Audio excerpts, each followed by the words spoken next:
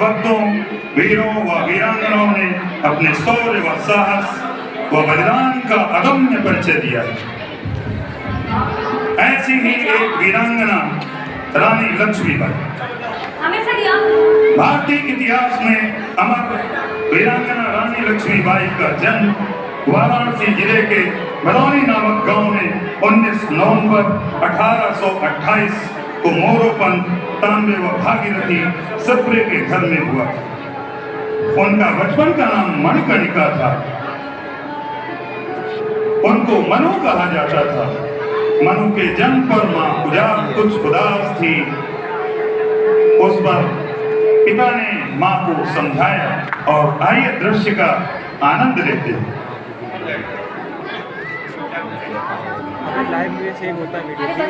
दृश्य का आनंद लेते हैं।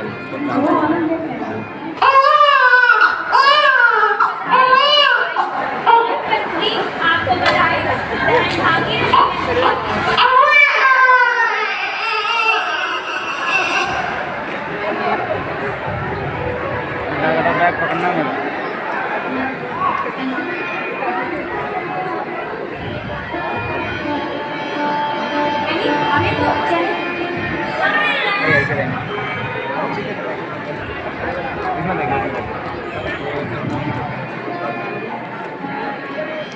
आज बहन भागीरथी बहुत उदास हैं क्योंकि पुत्री का जन्म हुआ है। क्योंकि और हो भी क्योंकि जिस कालखंड की यह बात है,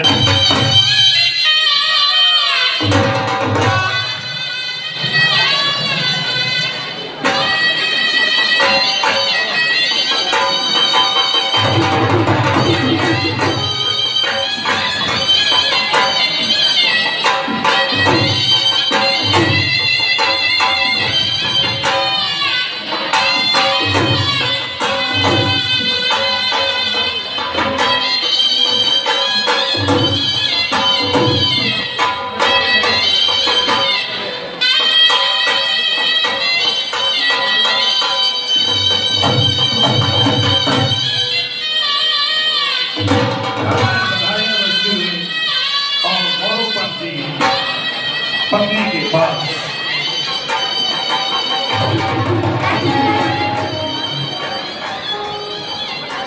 देख रहे हो क्या बोर्ड बना रही है।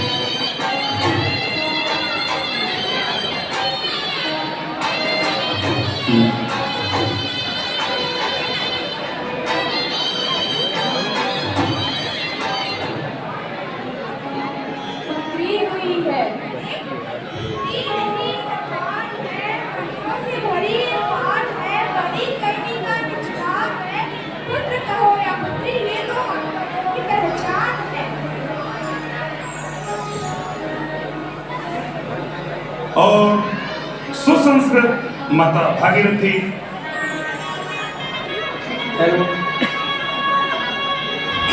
इस प्रकार से चिंता में इसलिए बैठी है क्योंकि पुत्री जिस कालखंड की यह बात है, उस कालखंड में तो जो बेटे होते थे उन्हीं को आगे बढ़ने का मौका होता था। क्यों? क्योंकि वो वीरों का समय था, युद्धों का समय था। माता भागीरथी चूंकि एक सुसंस्कृत धर्मनिष्ठ महिला थी, इसलिए बड़े ही लाड और प्यार से अपनी पुत्री की देखभाल, पुत्री का पालन पोषण करने लगी और उसके प्रत्येक प्रश्न का उत्तर शास्त्र सम्मत तरीके से देने का उनका एक अपना ही अंदाज था, जिसमें बचपन से ही मनु के मन में, मस्तिष्क में देशभक्ति की भावना को कूट कर भर दिया। आइए अब हम इन दृश्यों का आनंद लेते हैं।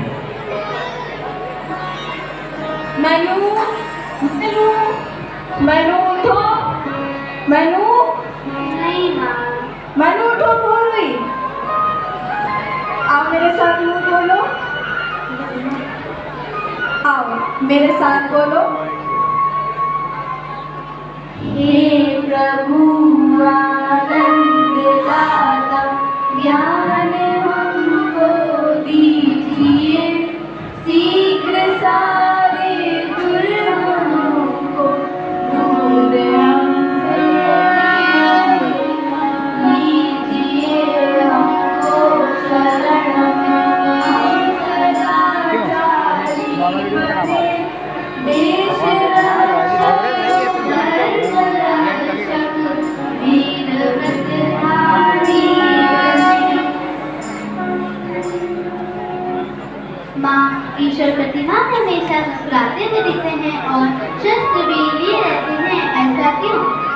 देखो पुत्री, मुस्कुराहट हमें हर परिस्थिति में है पर धीरज रखने की शिक्षा देती है, और रहना शब्दों की तो देश रक्षा धर्म रक्षा के लिए जब शास्त्रों से काम न चले तो शब्दों का सहारा लेने की शिक्षा देते हैं। काल की क्रूर गति को कौन रोक पाए?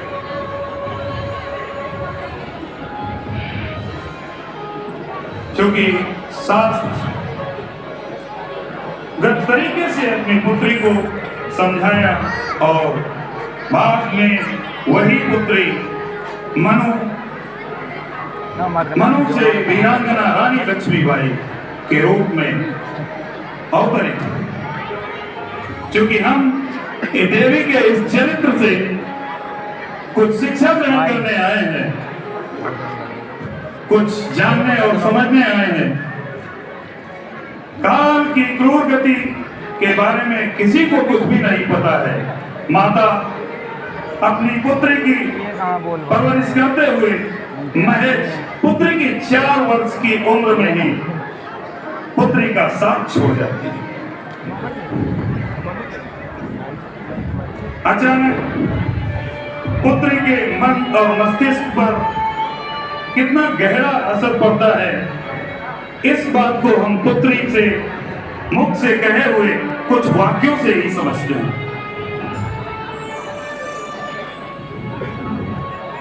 माँ, माँ, माँ, तू अब क्यों मौन है? क्यों नहीं कुछ बोलती? जय वीरता के भाव क्यों नहीं बोलती? वीर शिवा अरुण छत्रसाल की गाथाएं कौन सुनाएगा? देश प्रेम की अमर ज्योति अब दिल में कौन जलाएगा? देश प्रेम की अमर ज्योति अब दिल में कौन जगाएगा? अब मोरोपंत जी बहुत दुखी हैं और शोक संतप्त मोरोपंत जी पुत्री को लेकर अन्नदाता बाजीराव द्वितीय के दरबार बिठूर में आ जाते हैं, क्योंकि पत्नी के देहावसान के उपरांत वाराणसी में मनु की सही से परवरिश करने वाला और कोई भी नहीं था। पेशवा दरबार में पहुंचकर मनु को बाबा, भाई और गुरु जैसे सभी रिश्ते मिल गए और मनु अब छबीली हो गई थी और राजकुमारियों जैसा जीवन व्यतीत करने लगी, क्योंकि वो नाना की मंगोली बहन छबीली थी।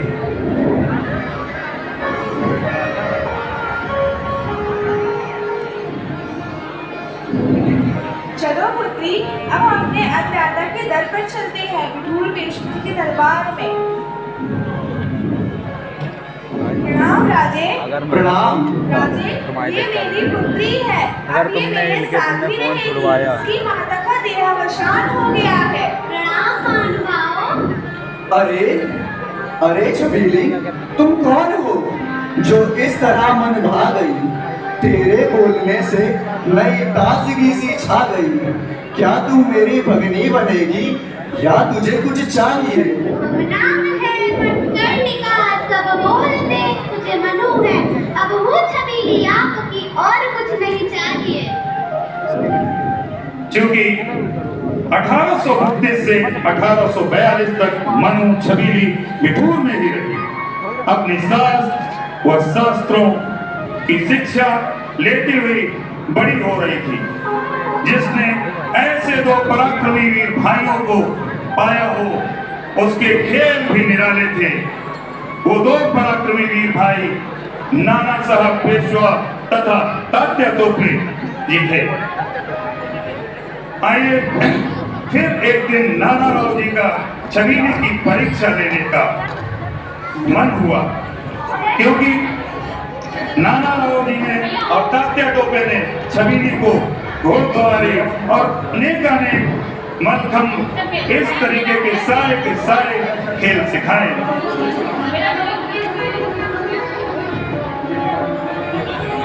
साहस फिर एक दिन नाना राव जी का छबीले की परीक्षा लेने का विचार हुआ। उस दिन नाना साहब पेशवा जी को छबीले के साहस, शौर्य व खुद पर नियंत्रण का आभास हुआ, क्योंकि घोड़सवारी के दौरान दोनों के घोड़े इस प्रकार भागे कि धूल के गुबार में न घुड़सवार दिखे न ही घोड़ा। अचानक नाना साहब एक पत्थर से टकराते हैं। आइए दृश्यों का आनंद लेते हैं।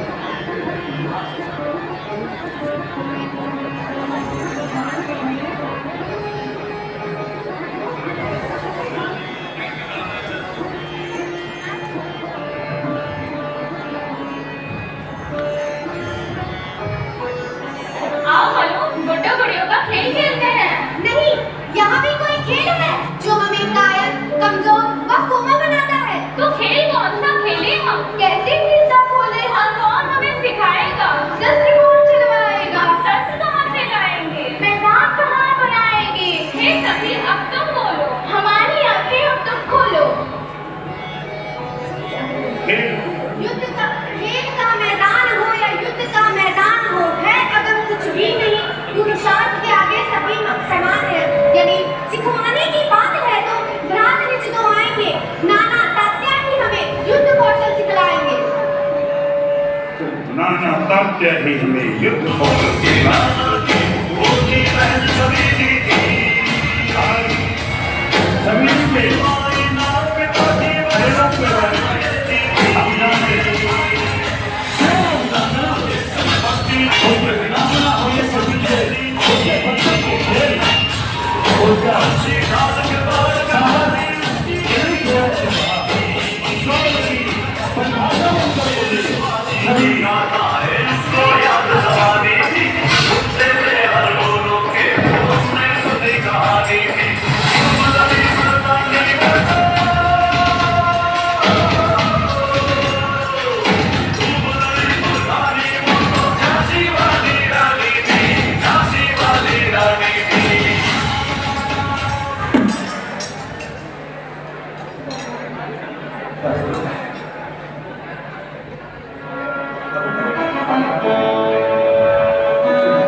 आज नाना साहब का छबीले की परीक्षा लेने का मन हुआ। देखते हैं, छबीली का आज मन नहीं है। छबीली आज कुछ बीमार, कुछ परेशान महसूस कर रही है अपने आप। लेकिन नाना राव जी ने उसको बहुत बार उसको छेड़ा, उसको परेशान किया और उसको उसकी वीरता के लिए ललकारा। यदि तुम में साहस है तो ऐसा करके दिखाइए, तुम्हें कुछ नहीं आता, ये इस तरीके से। तो छबीली क्या कहती है, आनंद लेते हैं दृश्यों। छबीली, चलो घुड़दौड़ की जाए। चलो घुड़दौड़ की जाए। है अगर साहस तो मुझसे जीत कर दिखलाइए। क्या सीखा है तुमने मुझसे, आज ये बतलाइए। यदि है कमी किंचित तुम्हारी घुड़दौड़ में अब भी कहीं, तो मैं तुम्हें सिखलाऊंगा, हर खेल खेलोगी सही। यदि हार मैं तुमसे गया तो जीत फिर भी जाऊंगा। हूँ गुरु भ्राता सहोदर, धन्य धन्य हो जाऊंगा। ना डरूंगी, ना गिरूंगी, ना पछाड़ी जाऊंगी। सीखा है जो आपसे वो सब करके दिखलाऊंगी।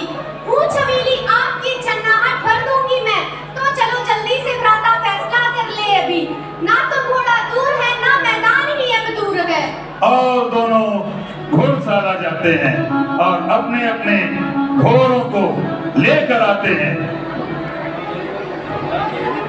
घोड़ों के साथ में दोनों इस कदर दौड़ते हैं कि मानो आज पूरी पृथ्वी ही पलट जाएगी। और फिर जो नाना साहब के मन में बात आती है उसको देखते हैं, देखते ही बनता है। आज उन्होंने छबीली की प्रशंसा जिन शब्दों में की है उनका भी आनंद लेते हैं।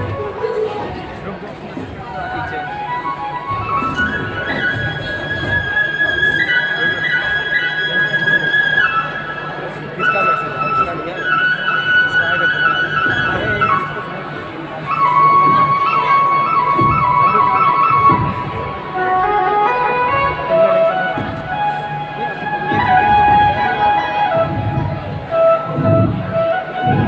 अरे ये अभी होगा।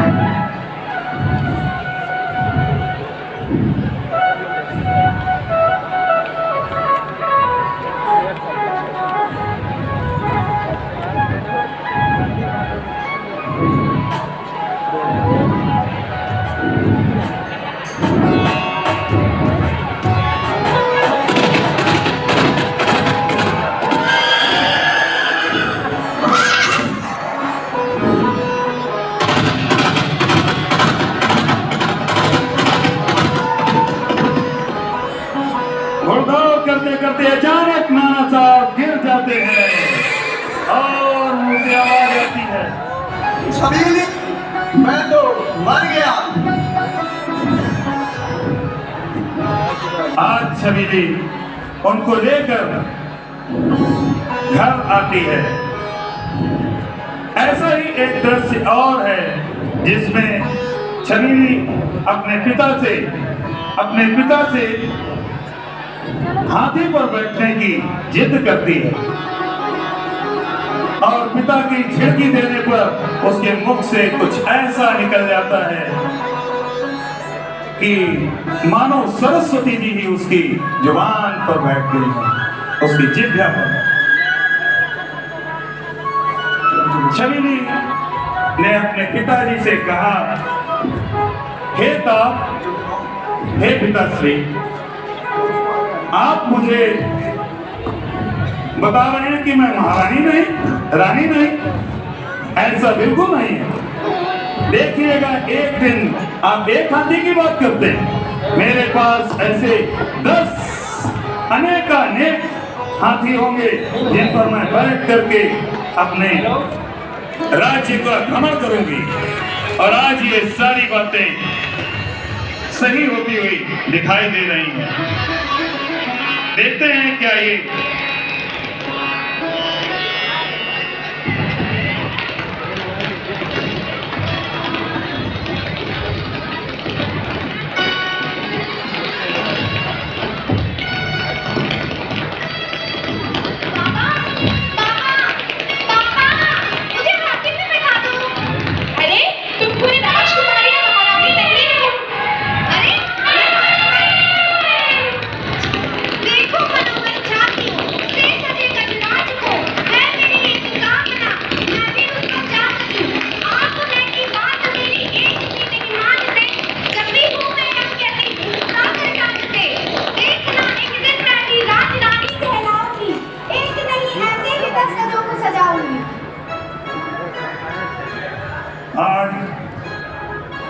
एक नहीं ऐसे ही 10 गजों को सजाऊंगी। और यह सब बातें सच होती ही नजर आती है। समय के साथ धीरे धीरे छबीली और निपुण होती गई, गृह कार्यों में अपने आप को निपुण करती गई और उसके साथ साथ घुड़सवारी से शस्त्रों को, अश्वों को लेकर उनको दौड़ाती और घुड़सवारी में भी निपुण हुई। क्योंकि आज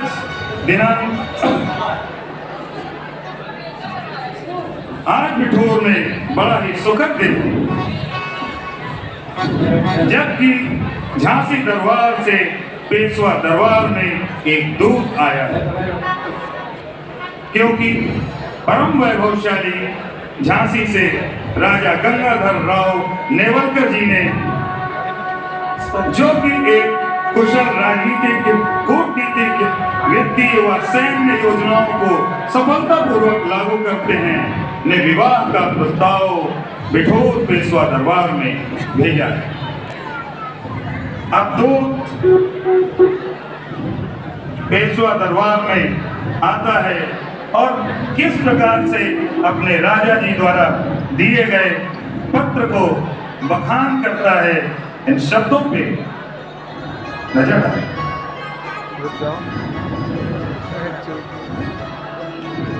प्रणाम राजे।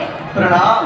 हमारे महाराज जी ने आपके लिए एक पत्र भेजा है, यदि आज्ञा हो तो पढ़ के सुनाओ। सुनाया जाए। है यही कामना कि हो कुशल मंगल आपके, नित बजे शहनाइयाँ गीतों की फुहार हो। है कुशल मंगल यहाँ भी, पर हो नीता एकांत में, ना है धार्या ना ही शुद्र इस भरे संसार में। है भरा वैभव भवन में, शौर्य है यहाँ खेलता। हो अगर कोई कुशल कन्या, मन मनोरथ अनुकूलता, तो करे संदेश मुझको। तुम अभी जाओ और विश्राम कर लो। इतने लंबे सफर के बाद थक गए होगे। हम अपने मंत्रियों से मंत्रणा कर तुम्हें इस संदेश का उत्तर कल सुबह देंगे। जो आज्ञा महाराज।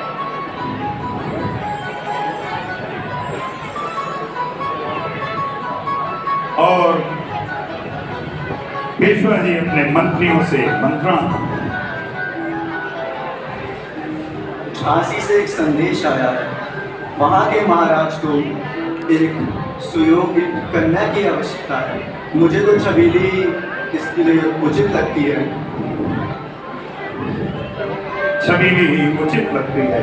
छबीली में वो सारे भाव हैं, वो सारे गुण हैं। छबीली मानवीय भावों से परिपूर्ण है। छबीली वीर भी है और एक पढ़ी लिखी बालिका है। तो ठीक है, मैं सुबह उन्हें उत्तर भेज देता हूँ। और सुबह का समय है। दूत पुनः महाराज के दरबार में उपस्थित होता है और उसको पेशवा जी प्रश्न के उत्तर में एक पत्र देते हैं। प्रणाम राजे। प्रणाम। महाराज को हमारा प्रणाम कहना और यह पत्र उन्हें दे देना। पेशवा दरबार से दो पत्र लेकर आसानी से, आराम से, खुशी मन से अपने महाराज के पास झांसी जाने के लिए निकल जाता है। क्योंकि बात है विवाह की, और ये आज के युग में भी विवाह के लिए बहुत सोचना पड़ता है। वो तो युग ही अलग था जब हम कुल गोत्र सब मिलाते थे। और बिठूर दरबार से पत्र लेकर जब दूत अपने राजा के पास, महाराजा गंगाधर राव जी के पास पहुंचता है और दूत का पत्र को पढ़ना और उस पत्र के भावों में क्या छिपा है, उन भावों को समझने के लिए हमें उन शब्दों पर थोड़ा ध्यान देना होगा, क्योंकि यह इतिहास के साथ बच्चों की कला पर भी निर्भर करता है। यह इतिहास से कहीं भी एक भी फैक्ट यहाँ से हटाया नहीं गया है।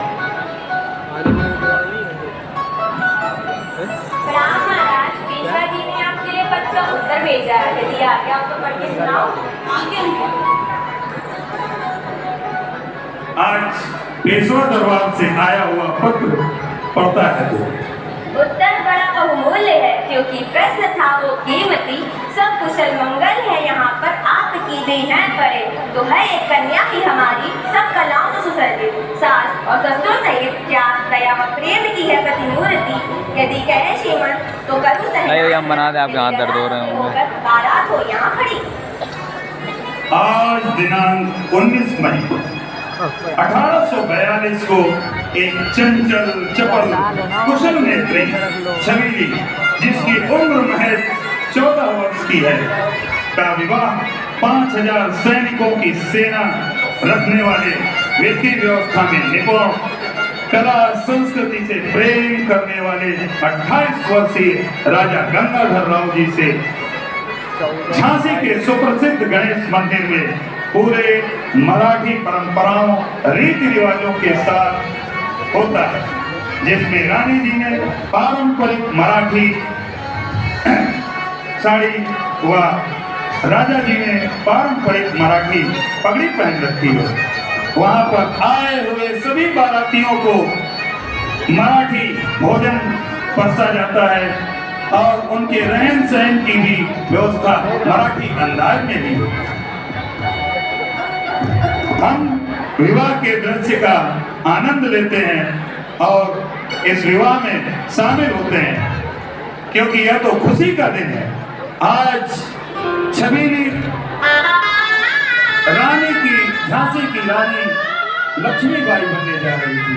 वीरांगना तो वो बात में हुई, पहले तो झांसी की रानी लक्ष्मीबाई कहलाई।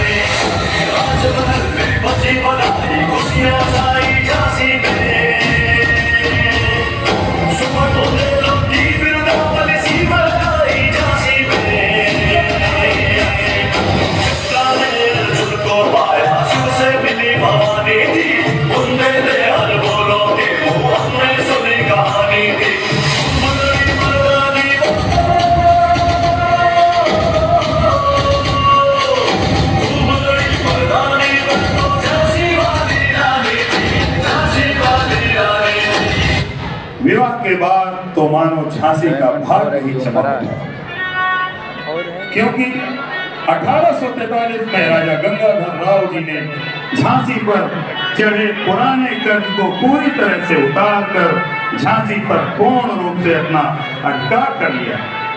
अब झांसी एक स्वतंत्र राज्य था। सन 1842 से सन 1852 तक अनेक ऐसी घटनाएं होती गई, जिससे रानी जी का शासन व सत्ता पर प्रभाव उत्तरोत्तर बढ़ता गया और रानी जी को बाई का खिताब मिल गया। एक बार शासन में रुचि रखने वाली रानी जी दरबार में बैठी थी और राव जी ने एक दोषी को फांसी की सजा सुना दी। रानी जी अचानक दरबार से उठी और चली गई। क्योंकि रानी जी राव जी की पत्नी हैं, राव जी उनके सारी बातों से परिचित हैं। उनको समझ में आ गया कि रानी जी को यह सजा नागवार गुजरी है, क्योंकि वो प्रेम दया की मूर्ति तो थी और शास्त्रों को भी जानने वाली थी। क्योंकि सनातन धर्म में कहीं भी फांसी का कोई भी वर्णन नहीं मिलता है। आज रानी जी को यह फांसी की सजा नागवार गुजरी। देखते हैं आज गंगाधर राव जी का किस तरीके से वो सजा देते हैं और फिर रानी जी को मनाते हैं। रानी जी, यह डाकुओं के गिरोह का एक साथी है, इसे क्या सजा दी जाए? हम इस दोषी को फांसी की सजा सुनाते हैं। फांसी की सजा सुनाते हैं। फांसी एक क्रूर कार्य है, पिशाच वृत्ति का एक प्रतीक है। कितना कष्ट होता होगा जब किसी को फांसी देते होंगे अंग्रेज। शायद अब सरकार ने इसीलिए इस सजा को और भी गंभीरता से बंद कर दिया।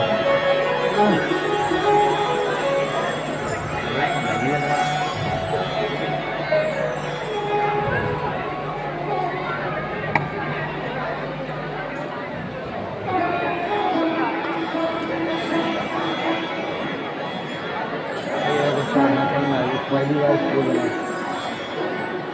पहली बार बॉल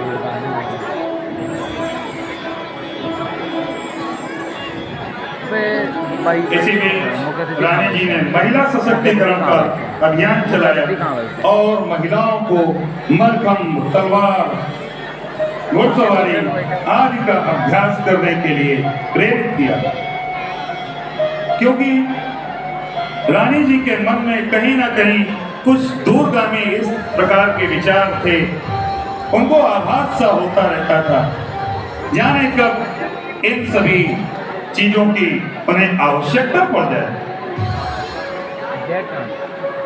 घुड़सवारी और उन्होंने एक दुर्गा दल का गठन किया, जिसमें स्वयंसेवी सेना थी।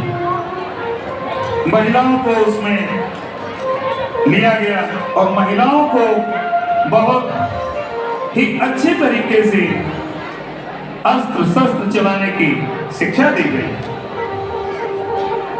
आइए हम इन सभी दृश्यों का आनंद लेते हैं और बच्चों से ये अनुरोध करते हैं कि आवाज ना करें। बगल में उनके जो अभिभावक बैठे हैं उनको तो देख लेते हैं, आप हो सकता है देख चुके हो।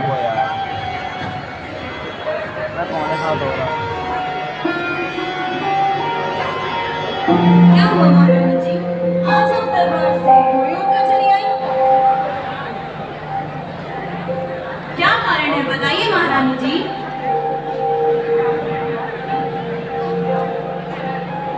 निर्भु आज तोया देखो मैं चंद्रमा को, आज मोरे मन में तरुणाई फूट आई है।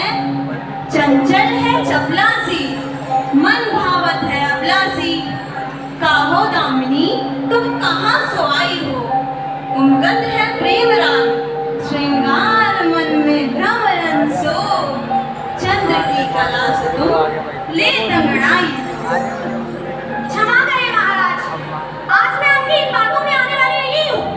हम कब तक इन गोरों के दबाव में आकर इस प्रकार की दंडात्मक कार्रवाई करते रहेंगे। क्षमा करें महाराज, हमें विनती एक हमारी थी, बंद करें ये क्रूर काल। पिशाच वृत्ति ये फांसी है, माना कि वह दोषी है, कड़े दंड का अधिकारी है, पर फिर भी वह संतान किसी का ग्रहचारी है। तो ऐसा करे कि उससे सब संतुष्ट हो, सांप भी मर जाए और लाठी भी ना चूरू हो। सांप भी मर जाए और लाठी भी ना टूटे, सभी को संतुष्ट करते हुए ऐसी सजा दें। महाराज उसे जेल में डालें, उसको कठोर कारावास दें। ये फांसी के पिशाच वृत्ति है महाराज। इन सभी बातों से सिद्ध होता है कि महारानी जी कितने ही धर्म को धारण करने वाली थी। रानी जी के पास कोई भी पहुंच जाता था तो उसकी मदद दिल और जान हर तरीके से करती थी। सन 1852 दामोदर राव जी का जन्म होता है, जिसकी खुशी में पूरी प्रजा ने दीपक जलाए, क्योंकि प्रजा को उनका भावी राजा, माता पिता को अपना उत्तराधिकारी प्राप्त हुआ। परंतु मेजर मार्गम ने कोई दीपक नहीं जलाया और घर में अंधेरे की सूचना जब रानी जी को मिली तो उनकी प्रतिक्रिया बड़ी तीखी थी। जा रहा था तो यार यहाँ मैंने कहा आगे बैठा है बात बोल रहा दीदी बड़ी चक्की लगी प्रणाम महाराज, प्रणाम महारानी। कहो गुप्तचर। सबने तो बालक के जन्म पर दीप जलाए, पूरे राज्य में दिवाली जैसा माहौल था, परंतु महाराज मेजर मार्कंड ने कोई रोशनी नहीं की। सबने ने जलाए दीप, पर देख हमारी फुलवारी में क्या गोरी चपड़ी काली हो गई हमारी उजियारी में। करो कुछ महाराज ऐसा दीप मिले। अरे भैया मैं आज लेकर आज दीपमाल घी और कपास साल मालकम के घर को और सूरज सा चमकाइए। भर दो मिठाइयों से उसका सब घर और दौर। आज उनको क्रिसमस का दरबार बनवाइए। जाओ सिपाही। और सिपाही जाते हैं राज्य के खर्च पर मेजर मालकम के घर को दीवारी सा सजाते हैं, क्योंकि क्रिसमस क्रिश्चियनों का मुख्य त्योहार है। इसीलिए रानी जी ने क्रिसमस का त्योहार मनवाने की बात कही, राजा जी ने क्रिसमस का त्योहार मनवाने की बात। लेकिन काल के क्रूर चक्र, काल के क्रूरता भरे काल चक्र में झांसी की खुशियों को जैसे अंग्रेजों की नजर लग गई। ये हटाओ। महज 4 माह की उम्र में ही उनके नामकरण, दामोदर राव जी के नामकरण संस्कार के बाद उनका देहावसान हो गया। इस बीच इस प्रकार की घटनाक्रम से राजा गंगाधर राव जी इतना टूट गए कि फिर कभी उठ नहीं पाए। परंतु परिजनों के समझाने पर चचेरे भाई आनंद राव को अंग्रेज प्रतिनिधियों के समक्ष पूरे कानून से गोद लिया गया। बाद में आनंद राव का नाम बदलकर दामोदर राव रखा गया, परंतु गंगाधर राव जी के स्वास्थ्य में सुधार नहीं आया और अंततोगत्वा 21 नवंबर 1853 को राव जी का देहावसान हो गया। इसके उपरांत सोताकुल झांसी को पुनः खड़ा करने के लिए महारानी लक्ष्मीबाई ने कमर कस ली। 7 बजे निकल जाएंगे।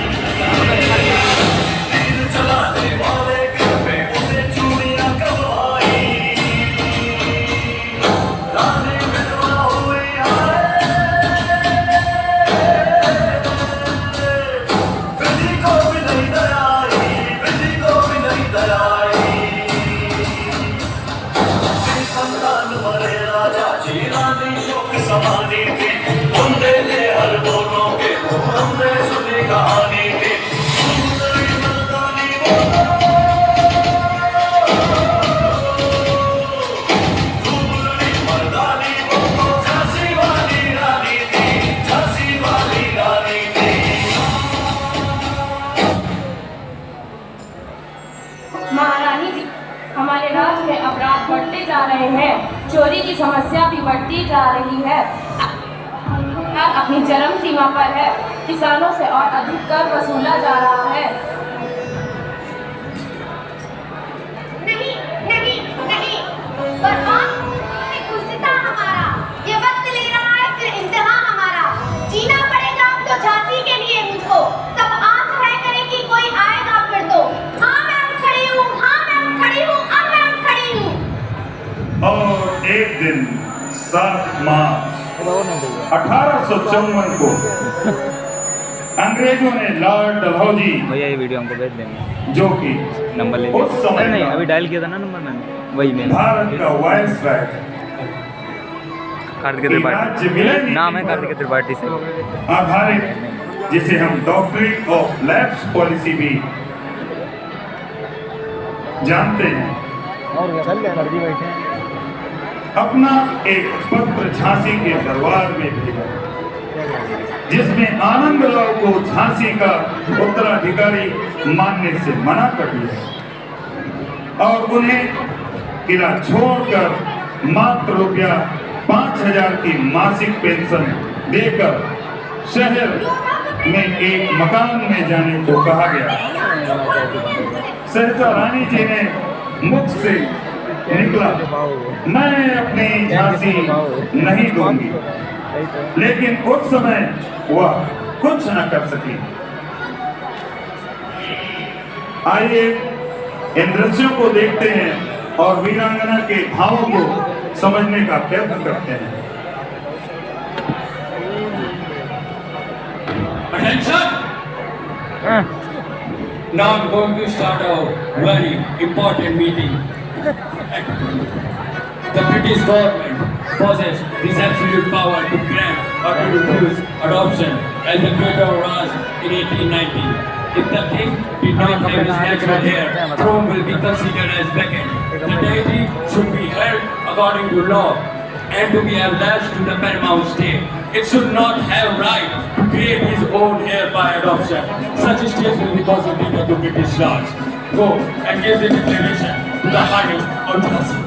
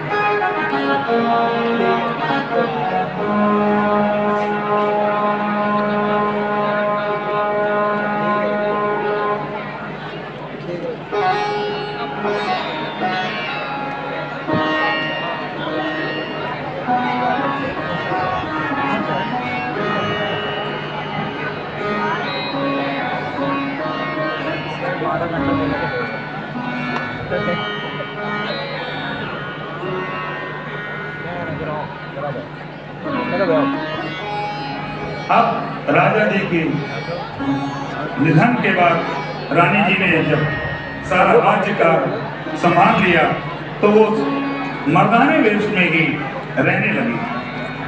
एक साधारण पायजामे और कुर्ते आइए देखते हैं किस प्रकार से पत्र आता है और पत्र के विरुद्ध प्रतिक्रिया क्या है रानी जी की।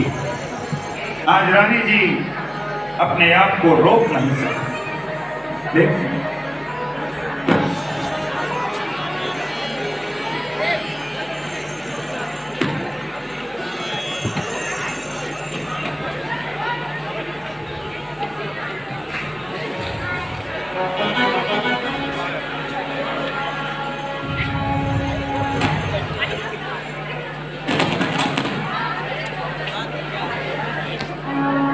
माइक में कुछ कमी आ जाने के कारण बाधित हो रहा है। कृपया माइक सही कर दे भाई। उधर करो सीट थोड़ी थोड़ी। तुम इधर आओ। उधर करो सीट। नहीं नहीं उधर से नहीं बन रहा है। सीट उधर करो seat. For kind of information, Damodara is not General's son. He is adopted son. So, doctrine of lives limited that no doctrine will be in under East India Company rule. You will be provided a pension of 5,000 from Lord Housing, the government of India. Thank you. नहीं, मैं अपनी झांसी नहीं दूंगी। जान मुझे है बदला तू, आज मुझे दिखाता है अपनी गंदी चालों से। तू मुझको यूं भरमाता है, अब कहीं नहीं मैं जाऊंगी। संघर्षों में दिन बिताऊंगी, खेलूंगी प्राणों पर अपने, पर अपनी झांसी ना दूंगी, पर अपनी झांसी ना दूंगी। अरे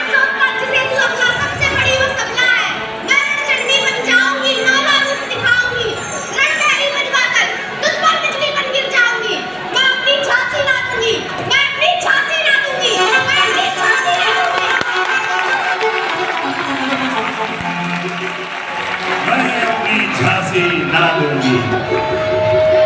आज लेकिन क्या करेंगे, आसपास के राज्यों में जो राजा थे वो सब तो अंग्रेजों के गुलाम थे और रानी जी को किसी की सहायता ना मिल पाई और उन्हें बंगले में जाना ही पड़ा।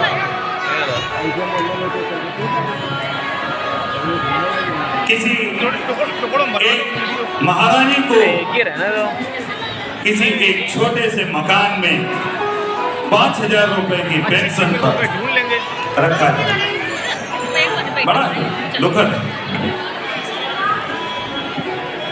वैसे तो जो राजाओं की पेंशन होती थी उस समय पर उनकी 6 लाख रुपए पेंशन सरकार सालाना घोषित करती थी, लेकिन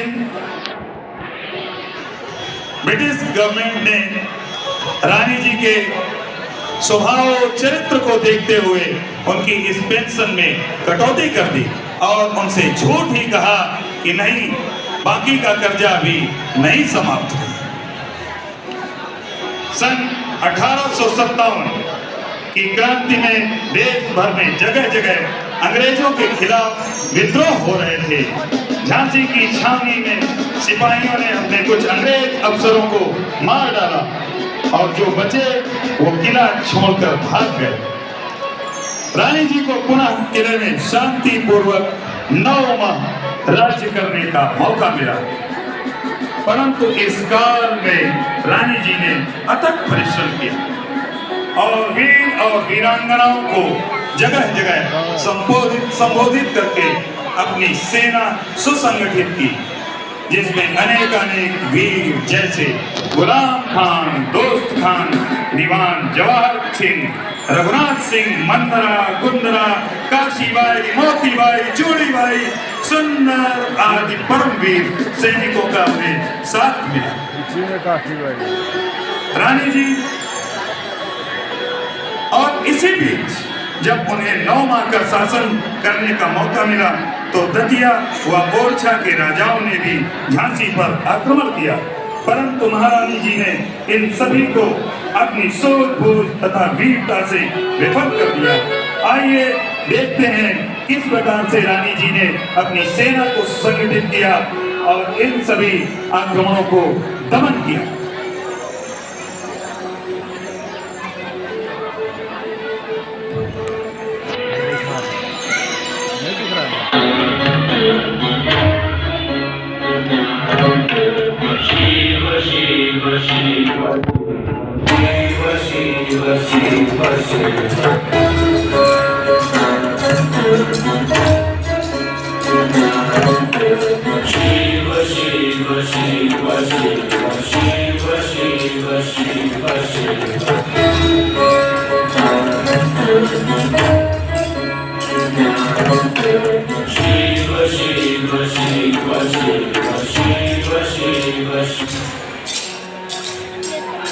और अंग्रेज भाग गए। आज रानी जी को पुनः सिंहासन पर बैठाया जाएगा।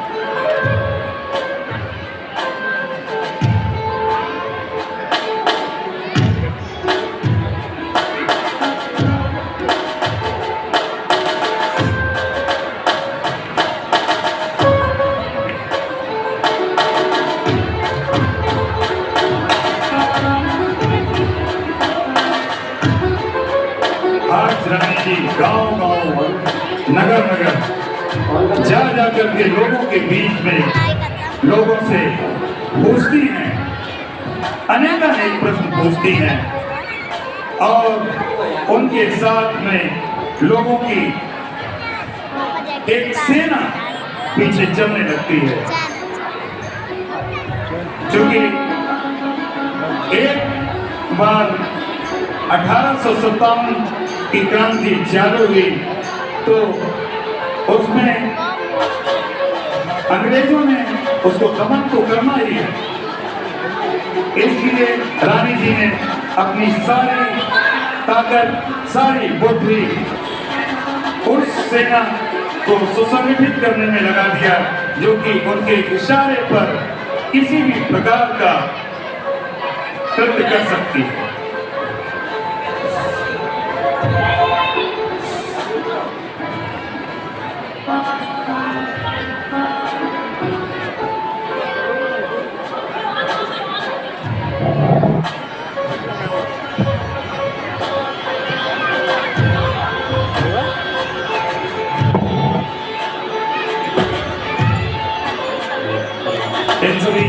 अभी तो यहाँ घूम रहे थे तो मेरे नहीं देख लिया हेलो हेलो हेलो हेलो वही तो सामने है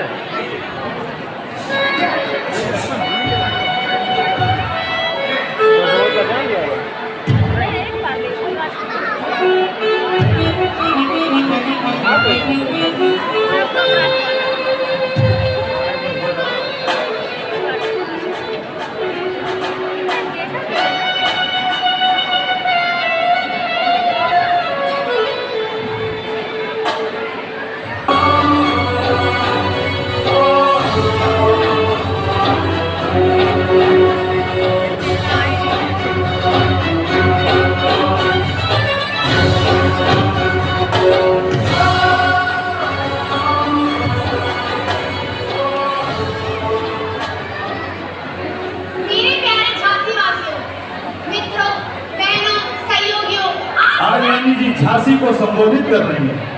आज मैं आप सबसे झांसी के सम्मान के विषय में आवश्यक बात करना चाहती हूँ और आप सबकी सहमति इस बात में होगी। आप सबकी सहमति भी चाहिए और आप मेरे लिए जो विचार लाएंगे वह मुझे स्वीकार होगा।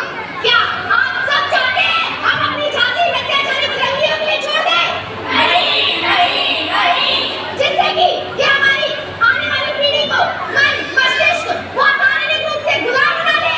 नहीं नहीं नहीं, मेरे मित्रों, बहनों, सहयोगियों, एक बार मैं ऑडियंस से भी चाहता हूँ इन सभी प्रश्नों की सहमति या असहमति पर अपने हाथों को उठाकर रानी जी का सहयोग करें।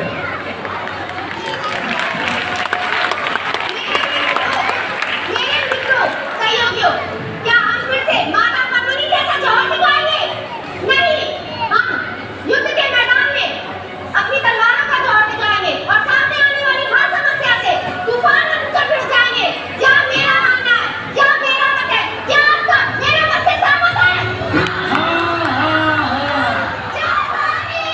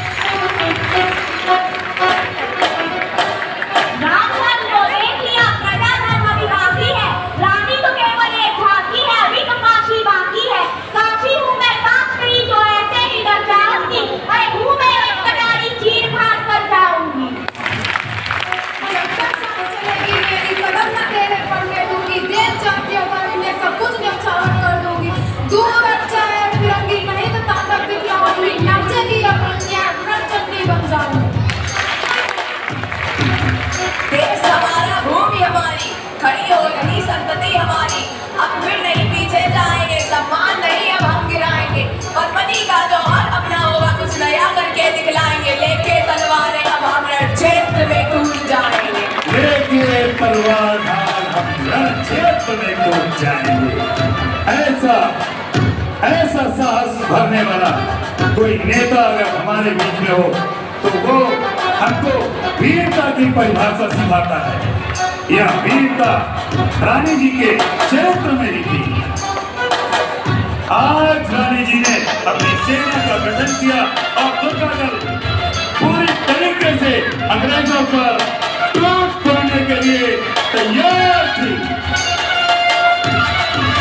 22 मई 1858 को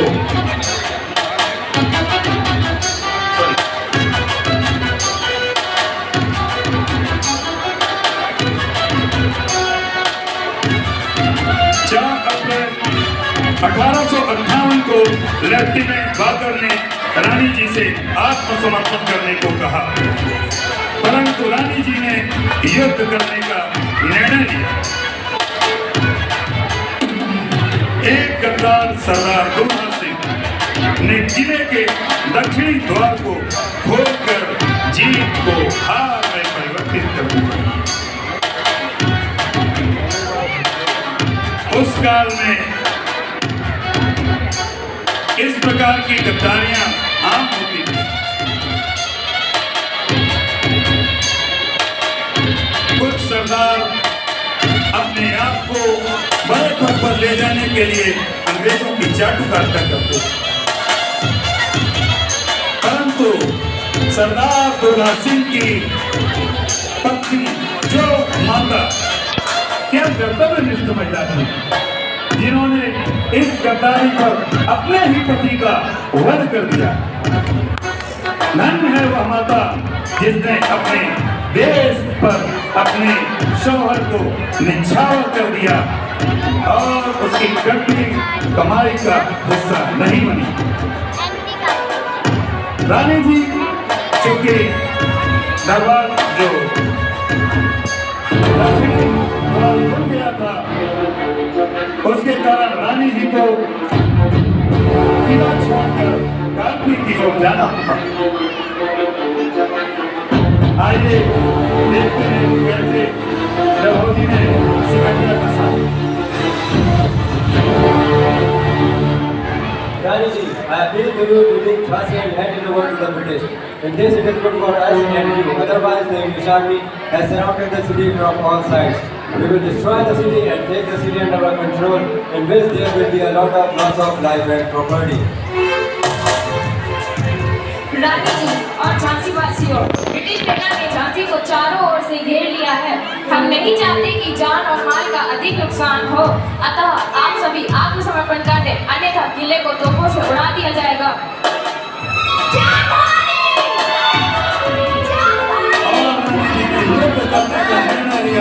और जय भवानी की ओर से पूरा झांसी गूंज उठा। जय भवानी, जय भवानी, जय भवानी।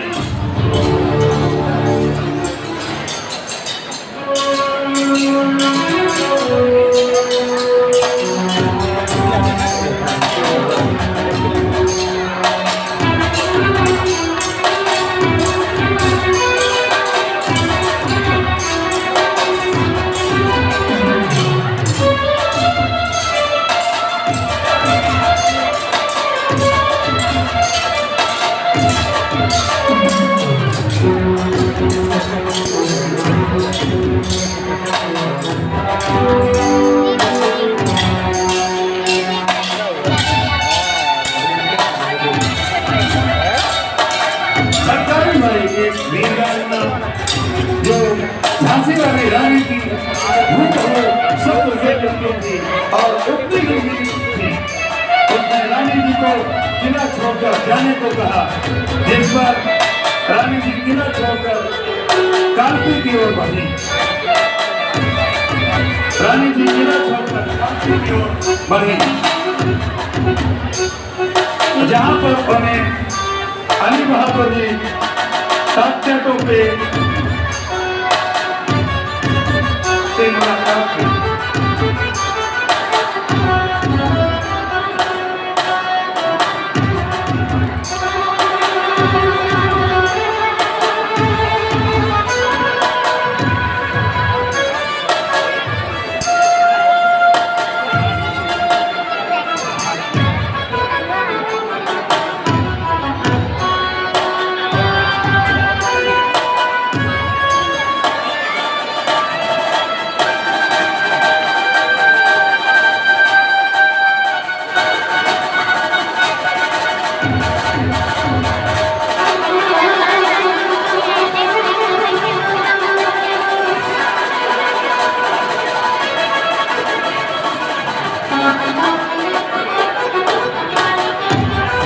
लड़ते हुए, छुपाते हुए, सैनिकों का प्रतिकार करते हुए रानी जी किस प्रकार से 100 मील घोड़े पर सवार होकर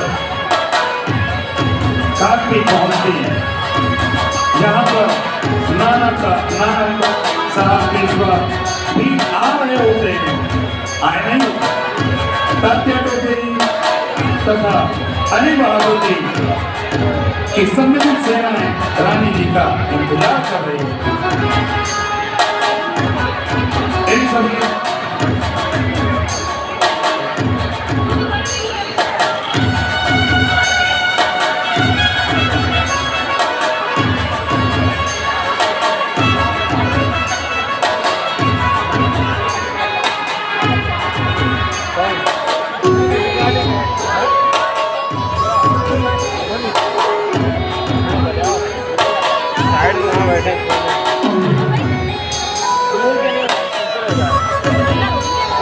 नहीं यहाँ पर्दा खोलो साइड में बैठना।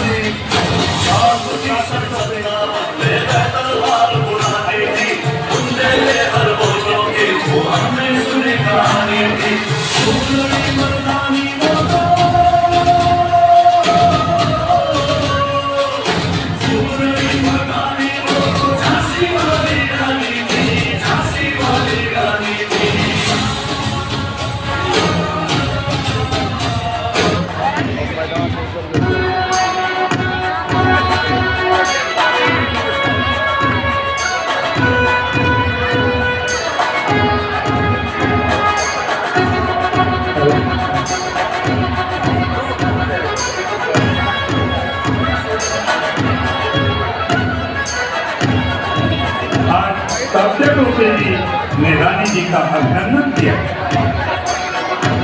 क्योंकि जो वीरता और साहस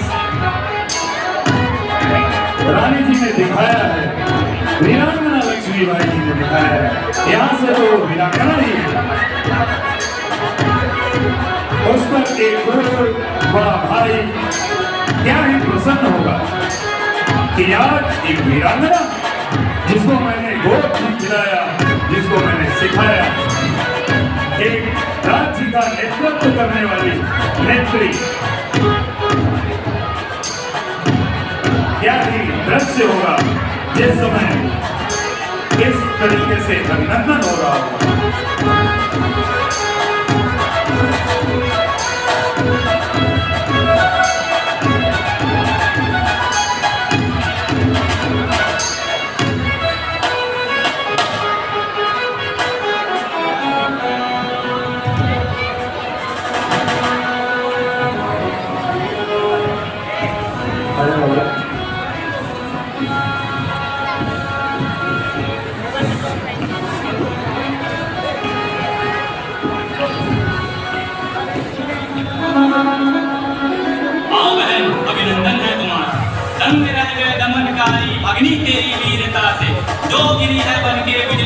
मुझे अति गई। वीरता का मैं पुजारी धंधों से बनकर चलूं। किंचित भी विचलित होना है नहीं है युद्ध के मैदान में। हूँ खड़ा हर परिस्थिति में मैं तेरे साथ में। करती हूँ प्रणाम दाता, आशीर्वाद चाहिए। आपसे साथ में मुझे कुछ विचार चाहिए। करूँगी ग्वालियर पर आक्रमण उन दोनों से, तब सही सम्मान से कहीं मैं जी पाऊंगी। अब क्योंकि अभी मैं नहीं घूमती और नहीं अभी ना ही रानी थकी है ना ही परेशान। रानी जी प्रणाम। क्या राज्य ना ही हिल रहा है, ना ही सांस ले रहा है, ना ही हिलाने का कोई प्रतिक्रिया दे रहा है। न जाने उसे क्या हो गया है।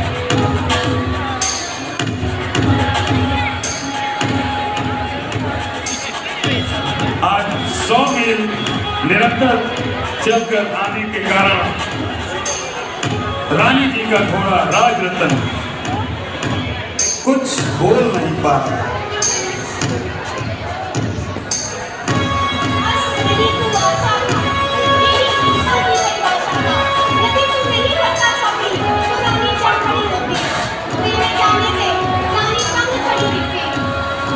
कोई बात नहीं है, वीरता निभाकर सही बुलाया करते हैं। चलो झंझावातों के दलदल में किरण कुंज का खिलना है। मानवता के त्रास दलन हेतु ममता को सजना है। लज्जा मोह संतापों के बाहों को सहज ही हमें करना है। फिर से नई ऊर्जा भरकर इन गोरों से हमें लड़ना है। कहते वही है देखो जो दौड़ करके है चलते, कहर को भी है सहते फिर भी नहीं विचलते। पिछले बना वो जो मंजिल को वो है पाते, सहसा अदन पर तो सीधा ही ले जाते। इन शब्दों के साथ में रानी जी को उनके वीर भाइयों ने समझाया, परंतु माता की हार के बाद आज ब्रिटिश सरकार ने जनरल ह्यूरोज को सेना की कमान सौंपी। जनरल ह्यूरोज को बंगाल से बुलाया गया, जो कि आज का बंगाल है और पहले वो कलकत्ता ही हुआ था। 22 मई 1858 को जनरल ह्यूरोज अपनी सेना लेकर कालपी पहुंचा और कालपी को घेरते हुए रानी जी व सहयोगियों को आत्मसमर्पण करने की धमकी दी। परंतु वीरता से पीछे नहीं हटते। शेर कभी शिकार करना नहीं छोड़ता। कितनी भी परेशानी आई हो, लेकिन वीर हर परिस्थिति में अपनी वीरता का परिचय देते ही रहते हैं। आइए हम इन दृश्यों का आनंद लेते हैं एक बार फिर से।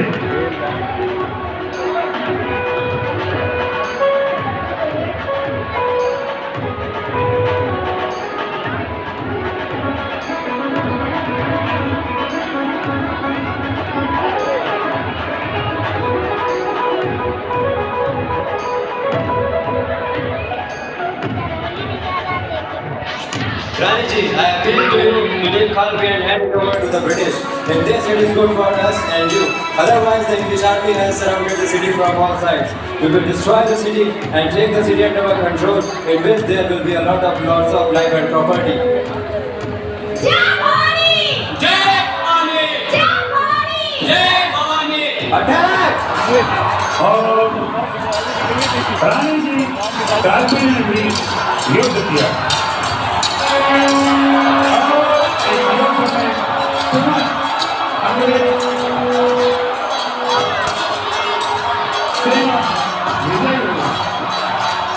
क्योंकि अंग्रेजी सैनिक के पास में बहुत सी तलवारें, बहुत सारी सैनिक थी। बंदूक, राइफल, तोपे, इन सब का भरपूर भंडार था उनके पास में और वो युद्ध करते गए। परंतु आज यहाँ से निकल करके रानी जी तथा उनके सहयोगी फिर से सफलतापूर्वक निकलने में सफल रहे। सुरक्षित होकर वो ग्वालियर पहुंचे।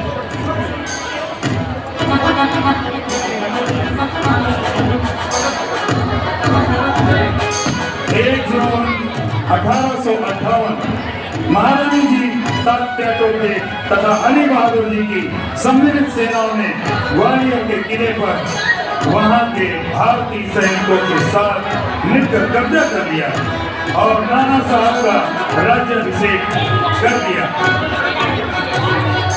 नाना साहब का राज्याभिषेक 2 दिन 1858 को हुआ और अब से इस सेना के जो सेनापति थे वो नाना साहब पेशवा।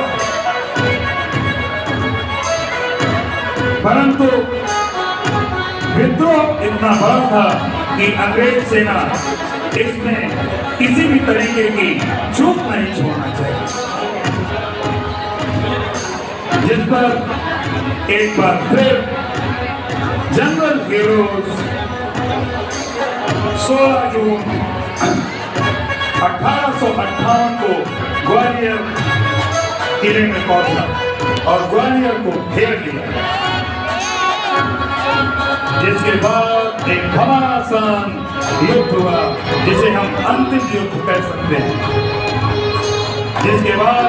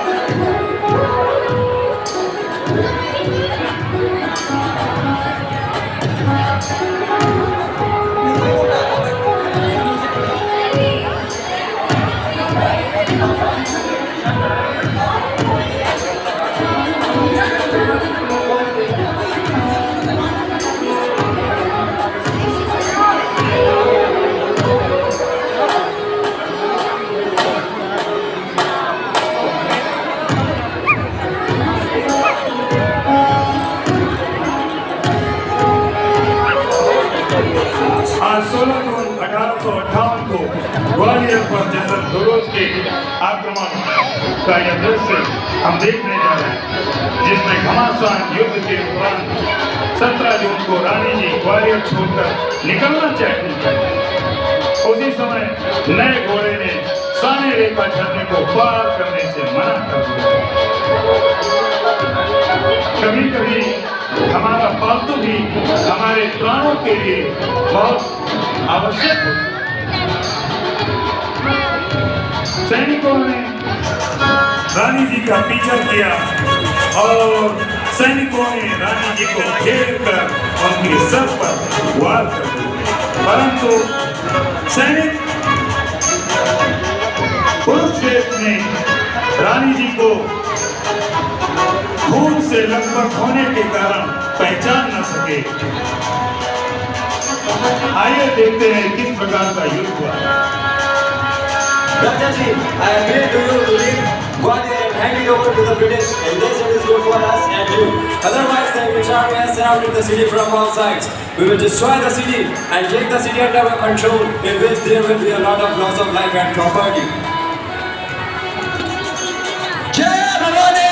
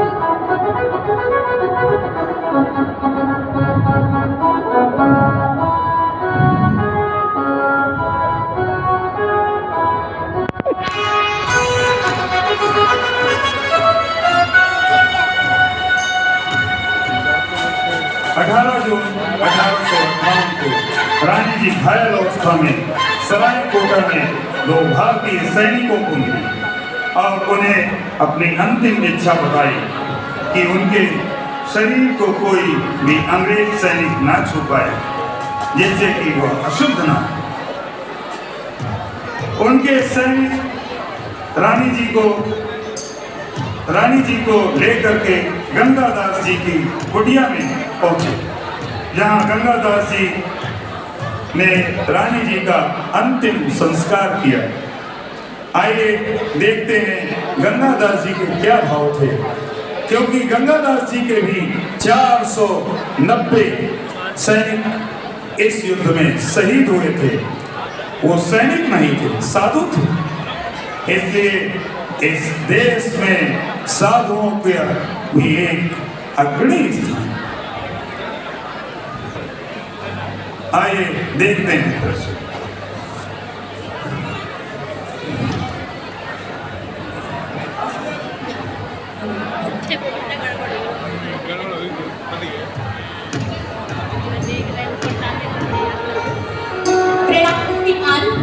महारानी की आखिरी इच्छा यह थी कि कोई भी फिरंगी उनके पार्थिव शरीर को छू ना सके और उनके पार्थिव शरीर को कोई भी अपवित्र ना कर सके। कहूँ क्या मैं आपसे भूनिशत एकांत में हो अवतारी कोई या स्वयं दुर्गा ही थी आ गई, करता हूँ प्रणाम तुझको हे महादेवी मुक्त केशी घोर रूप महाबला अग्नि ज्वाला रौद्रमुखी काल रात्रि तपस्विनी। हे देवी मेरा अंतिम प्रणाम स्वीकार करें। और इन भावों के साथ में आज एक भारत माता की वीर पुत्री भारत माँ की गोद में जा बैठी। क्या चरित्र रहा होगा।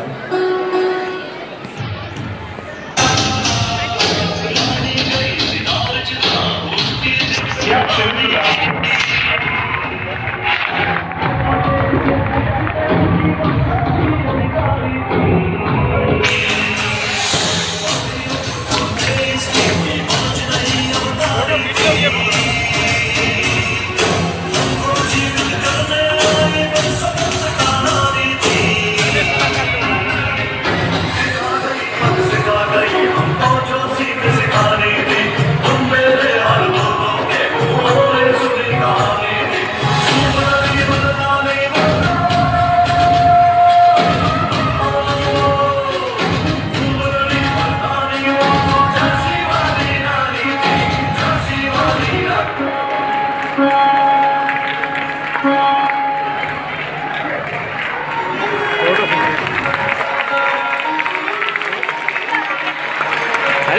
जी